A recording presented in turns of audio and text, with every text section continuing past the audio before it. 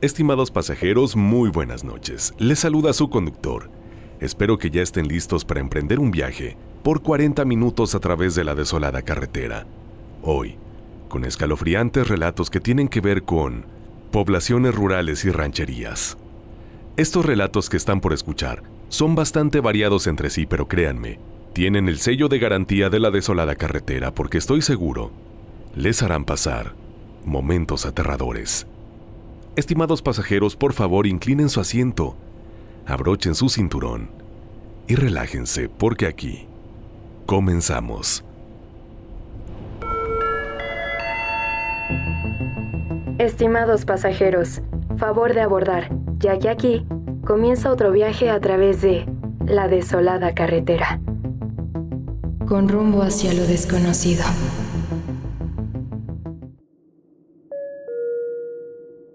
El hombre del camino, pueblo en Oaxaca. Llegué a San Bartolo porque me dijeron que había un terreno barato, de esos que casi nadie agarra porque tienen algo raro. Supersticiones de pueblo, de esas que la gente cree todo el tiempo. Yo nomás iba a verlo, ver qué tanto tenía, si era buen suelo y si valía la pena. No pensaba quedarme mucho, solo lo necesario. El terreno estaba en la orilla del pueblo, por donde pasa el camino viejo, ese que casi nadie usa porque hay otro más nuevo y mejor. Me pareció raro que estuviera tan barato, porque estaba grande, con buena tierra, pero a veces pasa que la gente no sabe el valor de lo que tiene. El primer día todo estuvo tranquilo, caminé de un lado a otro, vi la tierra, la pisé para ver si estaba firme. También platiqué con algunos del pueblo, nomás para saber qué decían. Todos coincidían en lo mismo, que el agua estaba buena, que tenía años sin que nadie lo usara y que era buen negocio, pero cuando pregunté si alguien sabía por qué nadie lo quería, se quedaban callados. Algunos nomás me miraban poquito y luego se iban, como si de pronto se acordaran que tenían algo que hacer. Ya en la noche, en la casa donde me estaba quedando, una señora de las que vivían ahí me dijo que mejor no fuera por el camino viejo cuando se estuviera metiendo el sol. Me contó de un hombre que andaba por ahí, uno que siempre iba, con la cabeza agachada, sin voltear a ver a nadie.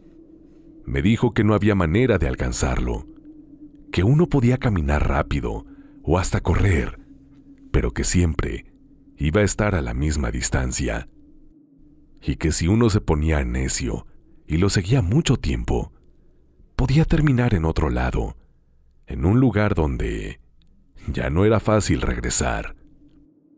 Pensé que nomás me quería espantar. Al día siguiente, cuando la tarde ya estaba cayendo y el cielo empezaba a cambiar de color, fui al terreno de nuevo. Fue cuando lo vi. Ahí estaba el hombre, delgado, con ropa vieja y un sombrero de palma, caminando despacito por el camino de tierra. No sé qué fue lo que me hizo querer hablarle. Le grité para ver si volteaba, pero siguió igual, sin levantar la cabeza ni detenerse. Así que apuré el paso para alcanzarlo. Caminé rápido, luego más rápido y después casi corriendo. Pero era como si no importara. Siempre estaba a la misma distancia. Él ni siquiera iba deprisa, nomás avanzaba a su paso, despacio. Cuando me di cuenta de que no tenía sentido seguir con eso, me paré y mejor me devolví al pueblo. En la noche de nuevo pregunté por él, pero fue lo mismo. La gente se quedaba seria, o nomás cambiaba de tema. La misma señora que me había advertido fue la única que habló otra vez. Me dijo que no intentara seguirlo otra vez, que los que lo seguían por mucho tiempo sí regresaban, pero regresaban distintos. Al otro día fui temprano a ver el terreno. Ya en la tarde, cuando el sol empezó a bajar, otra vez lo vi. Pero esta vez no lo seguí. Mejor me quedé parado, esperando que pasara cerca, y pasó caminando igual, con la cabeza baja, sin decir nada. Fue en ese momento que me di cuenta de algo que antes no había notado. No tenía sombra. Todo a su alrededor tenía, los árboles, las piedras, pero él no. No quise quedarme con la duda.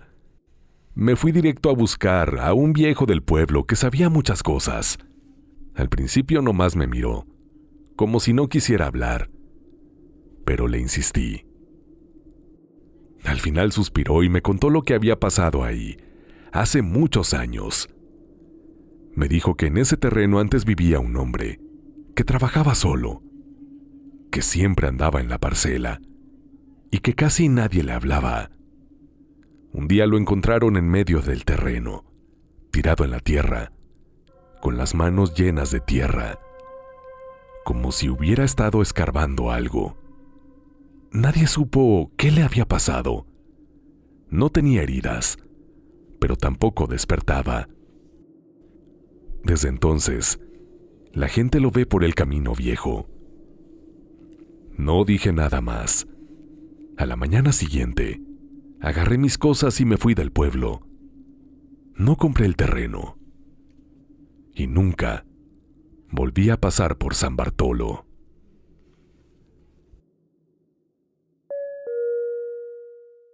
El tuerto del pueblo. Pueblo minero en Zacatecas. Aquí en el pueblo, nadie olvida la historia del tuerto. Lo vemos todos los días, caminando por las calles empedradas, con su espalda encorvada y su mirada torcida. Yo no había nacido cuando le pasó lo que le pasó, pero mi abuelo sí, y él me lo contó muchas veces. Decía que el tuerto, cuando era joven, no tenía ni una pizca de nobleza en el alma. Se llamaba Nazario, y era el hijo único de una pareja de ancianos que, el patriarca, a pesar de sus años, todavía trabajaba duro en la mina. El problema es que Nazario nunca tuvo respeto por ellos. Se burlaba de su cansancio, les gritaba y no les ayudaba en nada. Nazario quería ir al baile de la Candelaria, pero su madre no lo dejó, porque nunca ayudaba en la casa. Él se enfureció, le gritó y la golpeó. Su padre solo miró, sin fuerzas para hacer nada. Esa noche Nazario salió con sus amigos, presumiendo lo que había hecho.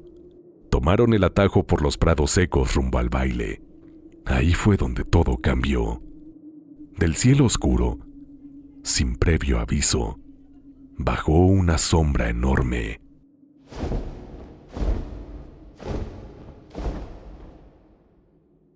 Un aleteo fuerte sacudió el aire, y antes de que alguien pudiera reaccionar, algo con garras gigantes se llevó a Nazario. Sus amigos lo vieron gritar, patalear en el aire, pero la cosa ya lo tenía bien agarrado. Lo alzó llevándoselo más allá de la vista, directo a la zona arbolada. Ahí se perdió entre las ramas, dejando a los demás temblando de miedo. Todos lo dieron por muerto. Pasaron horas y nadie se atrevió a ir a buscarlo. Pero cuando el sol salió, Nazario regresó. No era el mismo. Su ropa estaba hecha jirones. La piel de su rostro parecía quemada. Y lo peor, uno de sus ojos se había convertido en un agujero seco y negro. No contó qué pasó allá arriba.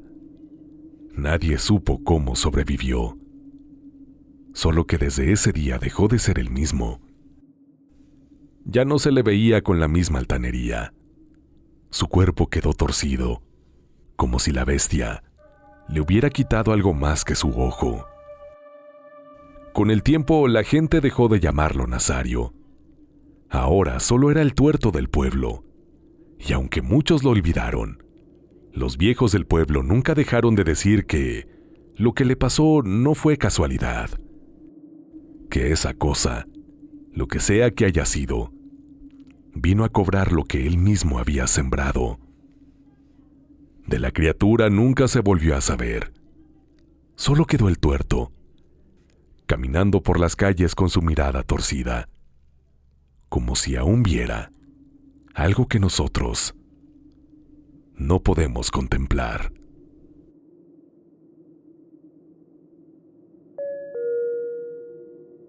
El Chiflón, pueblo en Tamaulipas, a la orilla del río Bravo. Aquí en el pueblo todos saben que cuando el viento sopla raro, cuando se escucha ese silbido largo que no viene ni del río ni del monte, es mejor encerrarse y no mirar para afuera. Es el Chiflón, y no hay quien diga que se topó con él y lo pueda contar como si nada. Yo nunca creí en esas cosas, hasta aquella noche.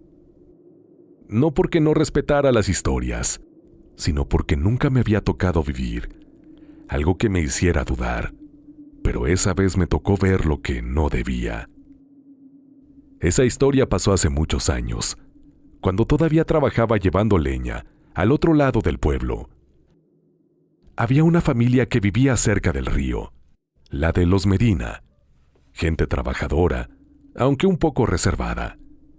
El hijo mayor, Román, era el que a veces me ayudaba a descargar la leña.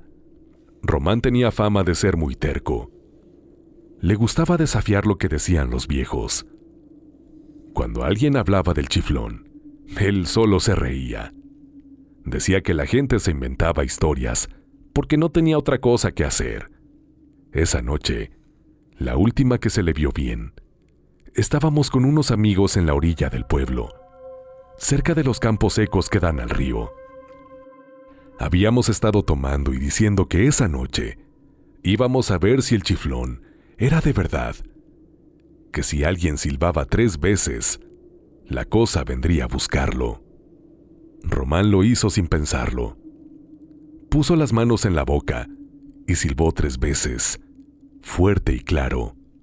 Al principio no pasó nada, pero luego el viento cambió.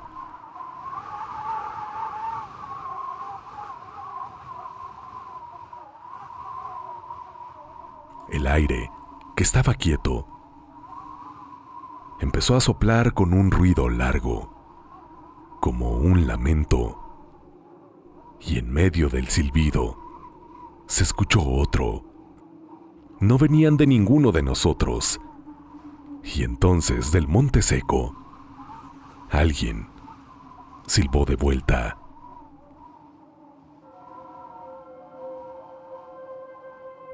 No era un silbido normal, no era de un ave ni de una persona. Era un sonido largo, profundo, como si el aire se partiera en el mismo viento. Uno de los muchachos salió corriendo. Yo me quedé con Román y vi como algo se movía entre la maleza, como si alguien grande se acercara sin hacer ruido. Pero no se veía nada. Román dio un paso al frente y preguntó quién andaba ahí. El viento se levantó de golpe, con un frío que no correspondía a la noche caliente del pueblo, y entonces la voz de Román se cortó, como si se hubiera atorado el aire en la garganta. Se quedó parado, con los ojos bien abiertos. Luego, sin más, se dio la vuelta y comenzó a caminar, sin mirar atrás, directo al monte. Le grité, traté de alcanzarlo, pero no reaccionó. Caminaba como si no escuchara nada, como si algo lo estuviera llamando. Al otro día, su familia lo encontró en su casa, pero algo en él ya no era igual. No hablaba, no comía, solo se quedaba sentado mirando a la nada, como si su mente se hubiera quedado allá, con el viento. No duró mucho así. A la semana salió de la casa en la madrugada y nadie supo a dónde fue. Nunca lo volvieron a ver.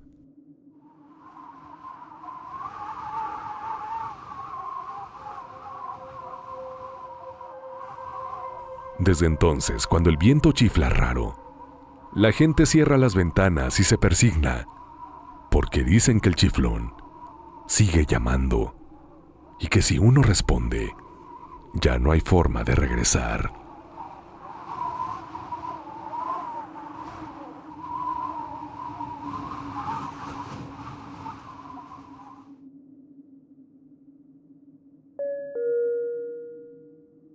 Los que la han visto. Pueblo en Querétaro, cerca de San Juan del Río. Aquí en el pueblo todos han oído de La Llorona, pero no como se cuenta en otros lados. No es solo un lamento en la noche, ni una sombra a la orilla del río. Aquí los que la han visto no la cuentan como una aparición cualquiera. Aquí la historia es otra. Aquí la mujer sí se llevaba a los chamacos, pero no los ahogaba en el río, como cuentan en otros lados. Aquí los desaparecía sin dejar rastro. Nadie sabe a dónde iban, ni por qué nunca los encontraban.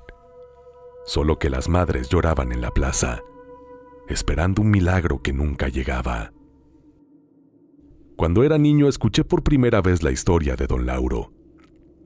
Mi abuelo me la contó con una seriedad que nunca vi en su rostro para ninguna otra cosa. Decía que Don Lauro fue uno de los últimos en verla. Una noche, cuando Don Lauro iba regresando de la presa, al pasar por el viejo puente de la barranca, fue entonces cuando la vio. Primero creyó que era una mujer cualquiera, parada en medio del camino, con su vestido largo y pelo suelto. Solo estaba ahí, pero había algo que no cuadraba. Cuando quiso acercarse, se dio cuenta de que no se escuchaba nada. No había grillos, ni ranas, todo estaba callado como tumba. Y entonces la mujer alzó la cabeza. Don Lauro contaba que su cara estaba gastada, vieja de una forma extraña, como si no fuera de este tiempo, y sus ojos estaban vacíos, como los de los animales muertos. Decía que eso era lo peor. Entonces Don Lauro corrió hasta llegar al pueblo. Gritaba que la había visto con un niño en brazos, directo para llevarlo a la barranca, cosa que después se supo que no era verdad. Pero lo gritó para que la gente entrara en alerta. Los hombres fueron tras ella con palos y machetes, pero cuando llegaron, no encontraron ni rastro del niño. Solo la vieron a ella. Dicen que estaba parada en la orilla, con la cara llena de tierra. Y entonces, sin que nadie la tocara, se tiró al vacío. Don Lauro no dijo más después de esa noche, solo que ya no dormía bien y que de vez en cuando aún sentía su mirada en la barranca. Decía que a veces le hablaba desde los matorrales, con esa voz que no era de este mundo. Aquí en el pueblo ya nadie habla de La Llorona, no porque no creamos en ella, sino más bien porque entendimos que hay cosas que no se deben nombrar, porque quien la escucha ya no vuelve a estar tranquilo.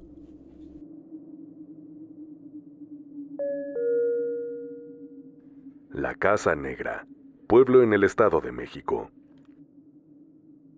Aquí en el pueblo, cuando uno pasa por la calle del Aguacate, lo primero que ve, lo primero que llama la atención, es la casa que se quemó, esa casa que sigue ahí. Nadie la ha tocado, nadie la ha tirado, aunque ya no sirve, aunque ya no queda nada dentro que se pueda usar. Solo está, con las paredes negras, como tiznadas de humo y el techo hundido, como si estuviera doblado por el peso de todo lo que pasó ahí. Los chamacos dicen que esa casa tiene algo malo, que si uno se acerca demasiado, si uno se pone a escuchar, puede oír algo adentro, que hay voces, murmullos raros. Los más viejos no dicen nada, nomás se santiguan cuando pasan, como si quisieran que lo que está ahí dentro no los viera.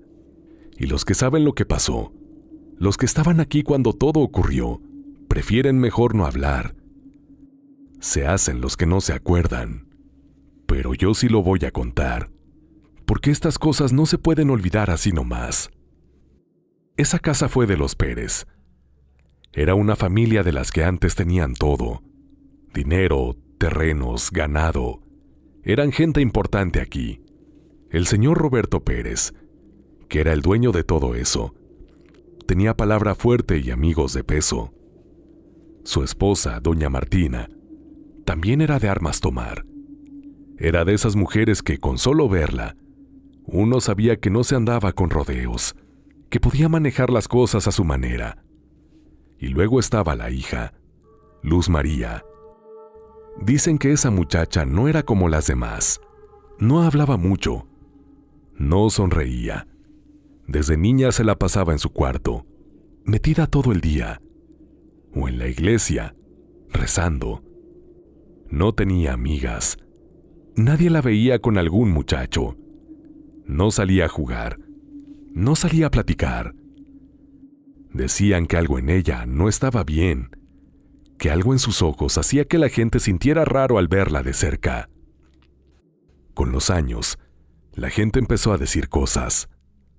Había quienes decían que la muchacha tenía un mal del cuerpo, que estaba enferma y por eso la escondían. Otros decían que lo que le pasaba no era cosa de enfermedad, sino de algo más. Y había quienes aseguraban que lo que Luz María tenía dentro de ella no era suyo, que había algo en ella que no pertenecía a este mundo. La única que siempre decía que nada de eso era cierto era doña Martina.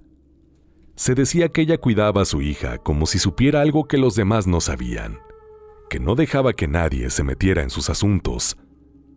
Pero con el tiempo, la gente dejó de preguntar, porque el que preguntaba no recibía respuesta. Y entonces una noche la casa se quemó.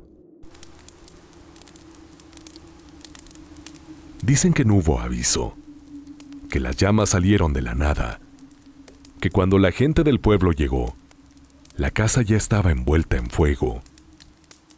Nadie salió de ahí dentro. Nadie pidió ayuda.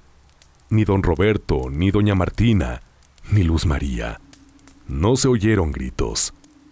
Dicen que solo se escuchaban golpes, golpes duros, como de alguien que estaba atrapado. Pero cuando intentaron ayudar, cuando quisieron entrar, el fuego no los dejó. Las llamas no dejaban pasar a nadie. Todo se vino abajo. Al final, cuando el fuego se apagó, los cuerpos de los Pérez aparecieron en lo que quedaba de la sala. Estaban quemados, pero podían reconocerse. Todos menos uno, el de Luz María.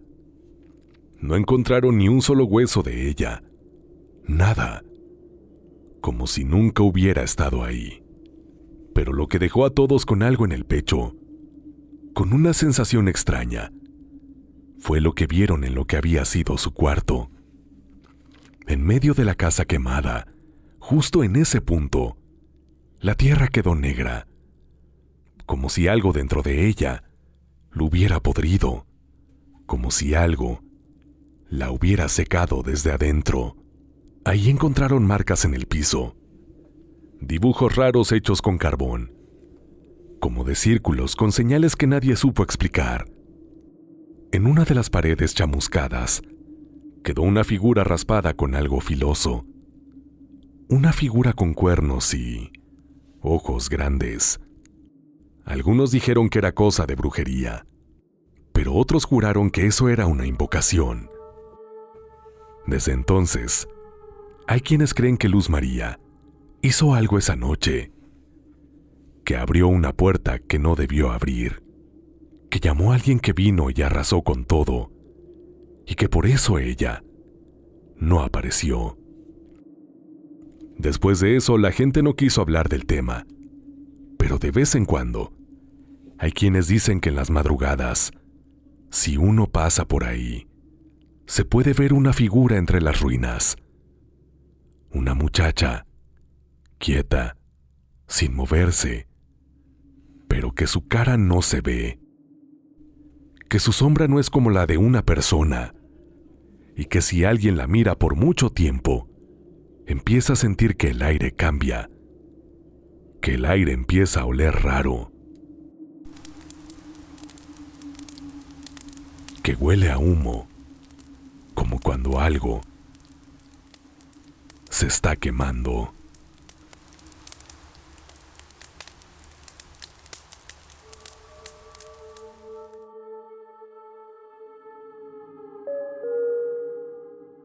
El toro que nadie marcó. Pueblo en Veracruz. Aquí en el pueblo siempre ha habido ganado, desde antes que yo naciera. Las familias criaban toros y vacas como parte de la vida diaria, pero entre todas las historias de ranchos y vaqueros, hay una que la gente prefiere no contar en voz alta. La del toro negro. No uno cualquiera, no un animal como los demás. El toro que nadie marcó porque ya nació con una marca que no era de este mundo. Esto pasó hace más de 40 años, en la hacienda de los Montenegro. En ese tiempo, don Ramiro Montenegro era el hombre más poderoso del pueblo, dueño de las tierras más grandes, de los animales más fuertes.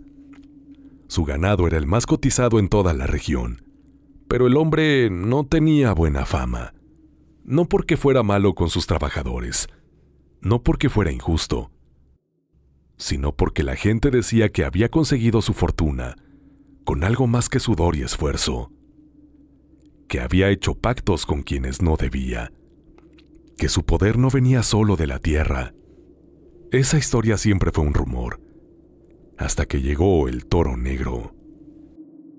Nadie supo cómo apareció, nunca lo vieron de becerro, nunca vieron que una de sus vacas lo pariera. Simplemente una mañana estaba ahí.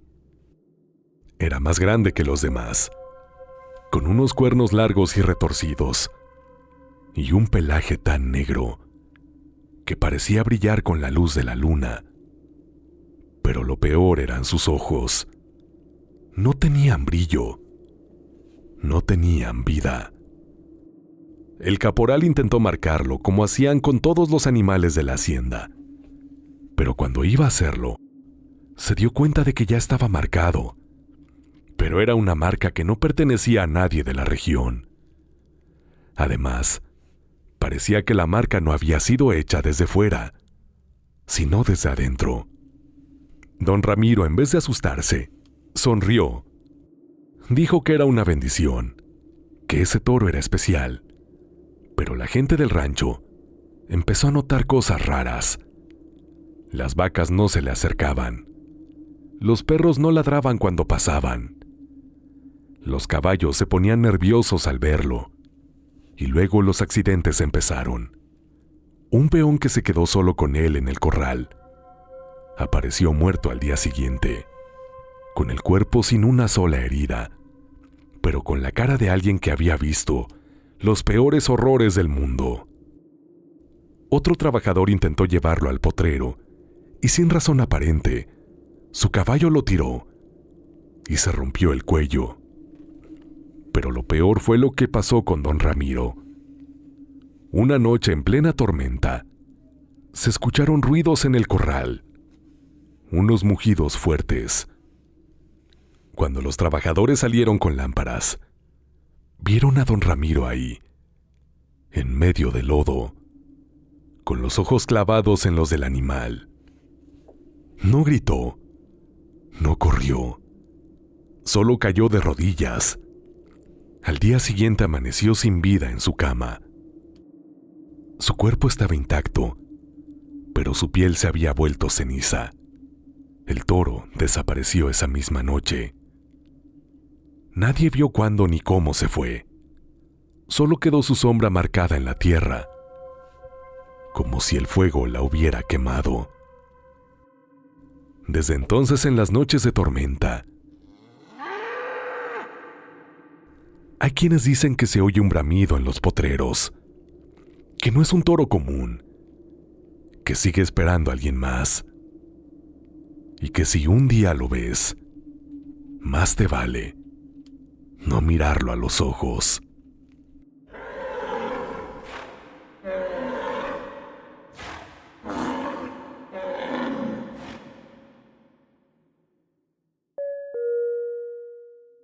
El Hombre de Fuego, pueblo en Durango.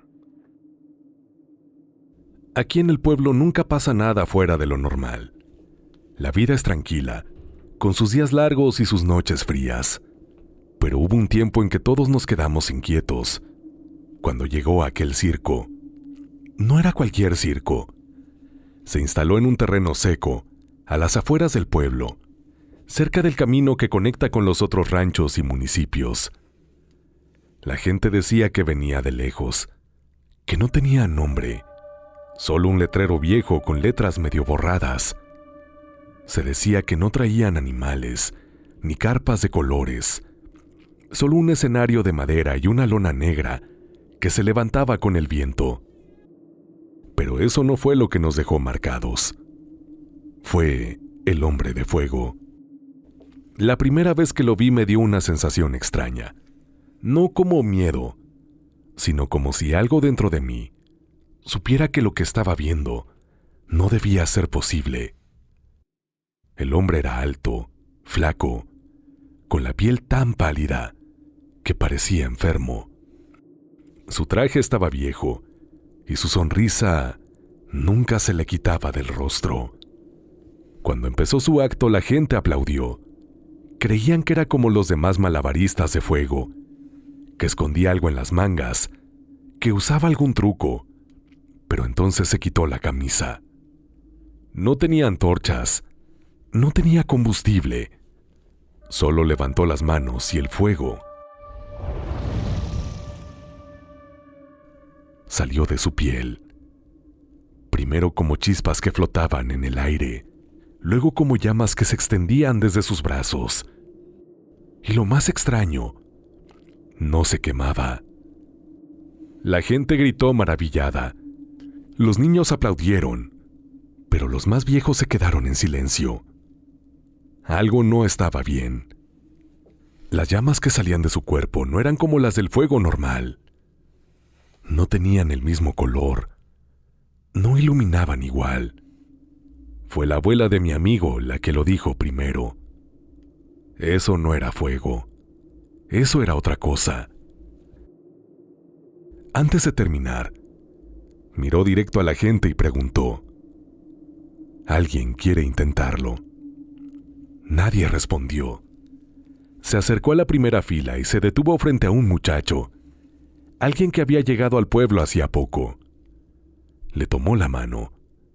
Al principio el muchacho solo sintió calor. Luego el calor se volvió en dolor. Y después, sus gritos llenaron el aire. El fuego del hombre lo estaba consumiendo, pero no lo quemaba por fuera. Lo estaba quemando por dentro. El muchacho cayó al suelo, temblando, mientras sus ojos se apagaban. Afortunadamente no murió. Por lo menos no murió en ese momento. Al otro día el circo se había ido. El muchacho también desapareció. Algunos dicen que se fue con ellos, que el fuego lo había llamado y que ahora era parte del espectáculo. Estimados pasajeros, antes de continuar quisiera hacer una pausa para invitarte a que, si aún no lo haces, pulses el botón de suscribirse y además actives la campanita de notificaciones. Así, te estarás uniendo a esta gran familia de pasajeros. Recuerda que a mí me encuentras en Instagram como LocuTonyMX. LocuTonyMX, te espero. Y no olvides que, para que este proyecto siga existiendo, tu relato es lo más importante, ya que él es lo que nos permite seguir viajando a través de la desolada carretera. Por favor, envíalo al correo midesoladoes@gmail.com.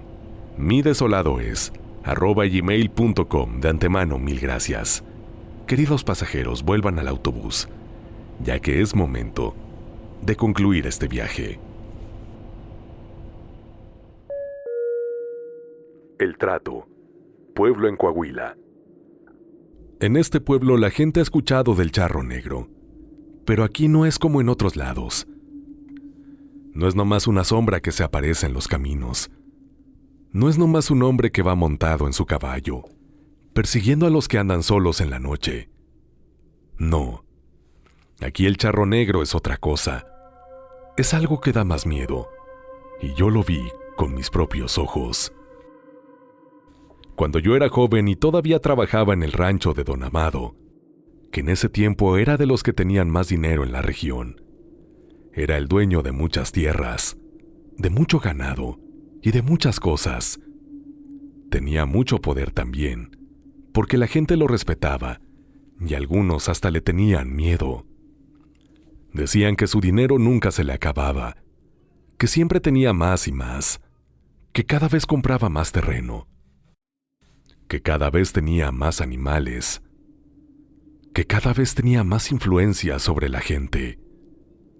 Pero no era normal. No era una fortuna que viniera así nomás. Mi abuelo me contó que Don Amado, cuando era joven, no tenía dinero, que su familia era pobre, que apenas si podían vivir con lo que ganaban. Pero un día, de repente, todo cambió. Empezó a hacer negocios, empezó a comprar, empezó a volverse alguien grande. Y la gente vieja del pueblo decía que algo así no es gratis.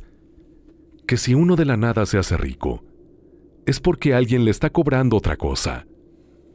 La primera vez que yo supe que algo raro pasaba, fue una noche cuando estaba lloviendo fuerte.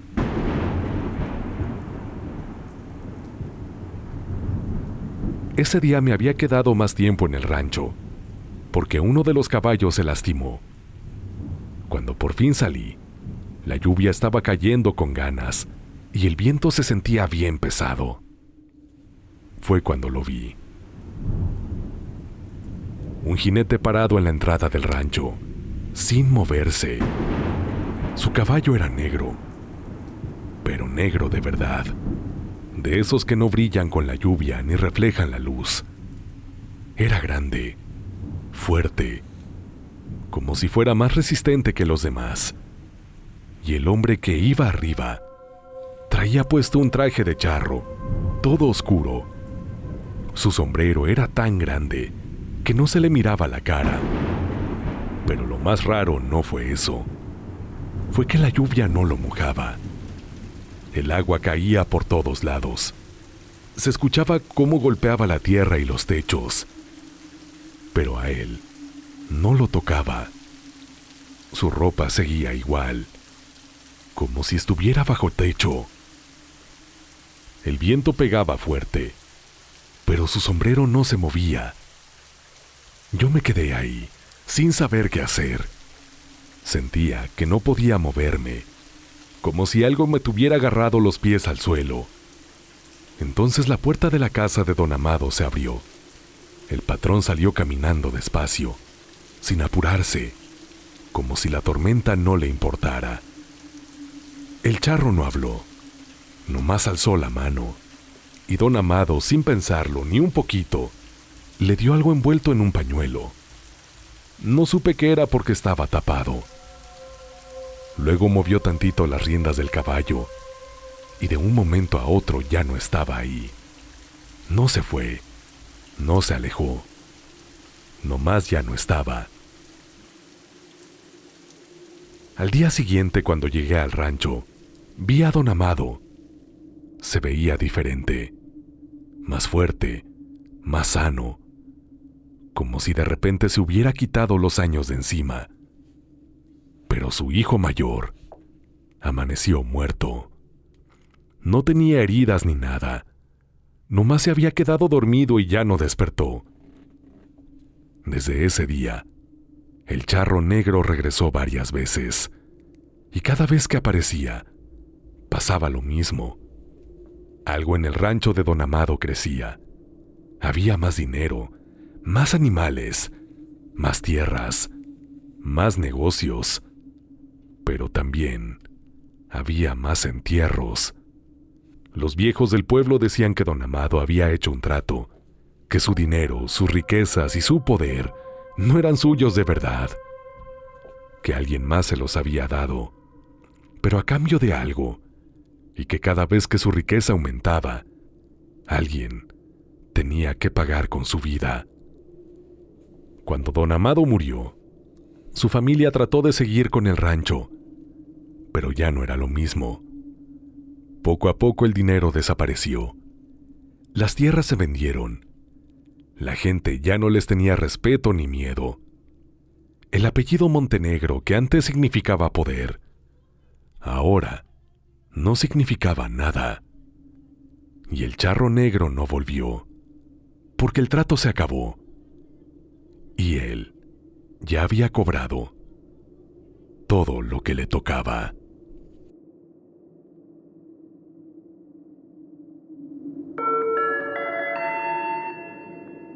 Estimados pasajeros, hemos llegado a nuestro destino. Gracias por acompañarnos en este viaje. Es momento de descansar. Si creen poder,